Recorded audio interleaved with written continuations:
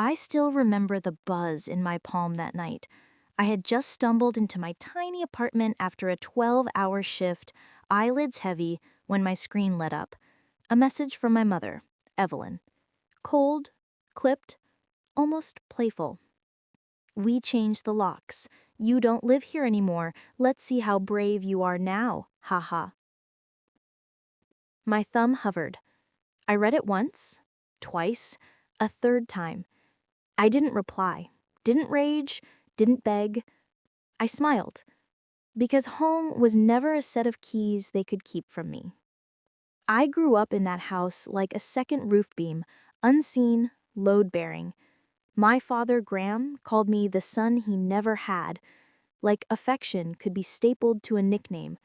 From 14 on, I climbed ladders, sealed gutters, patched drywall, and mowed the acres until dusk, while my sister, Sophia, studied with the good lamp and the quiet desk.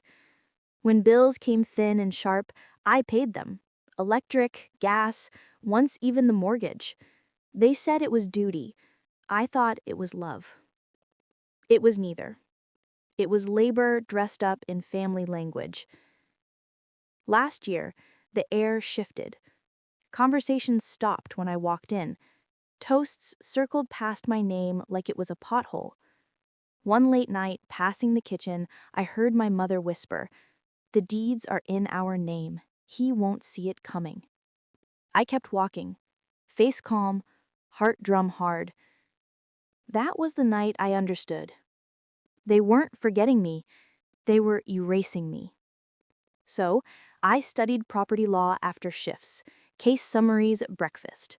I mapped every transfer I'd made, every repair under my name, every receipt I'd kept when no one thought I could read the fine print. Paper by paper, I built a spine. When Evelyn's message arrived, my decision was already muscle memory. At dawn, I called my lawyer, Annika. "File it," I said. She didn't ask what. We had been preparing for months. Annika met me in a glass-walled conference room that smelled faintly of lemon cleaner and printer toner. She slid a neat stack in front of me. Photos of the roof I'd repaired, invoices with my name, bank transfers for temporary family loans, and the notarized acknowledgement Graham had. Between court dates, I visited the house once, not to plead, but to measure. The new lock winked brass at me. I lifted my phone and recorded the mailbox, with envelopes addressed to me still arriving.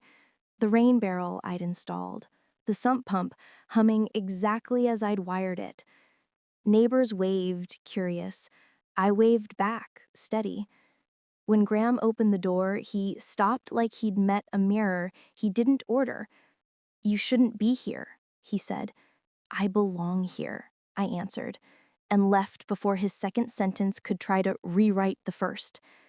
At the second hearing, I spoke. I described ladder rungs ingrained in my palms, the smell of wet plaster, the winter night I chose heating over dinner. I didn't pitch my voice to win sympathy.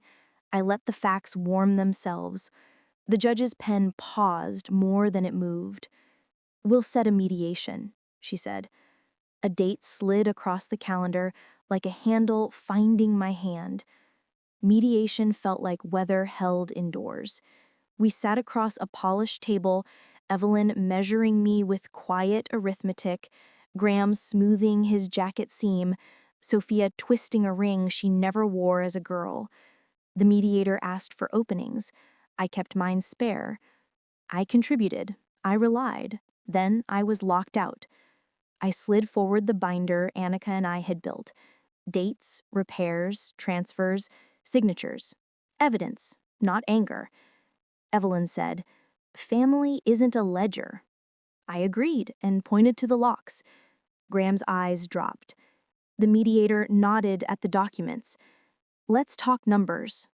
So we did. Offers, counters, and a calendar for payment. When sentiment rose, I answered with receipts. When blame flickered, I returned to facts. By afternoon, we had terms. My equitable share in full, my name on title until funds cleared, Written acknowledgement of my work, future communication through counsel. No apologies required for justice to count. I signed last. The pen felt heavier than a hammer and lighter than dread.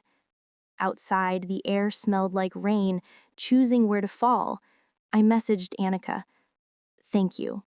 She replied, You did the building. I labeled the beams.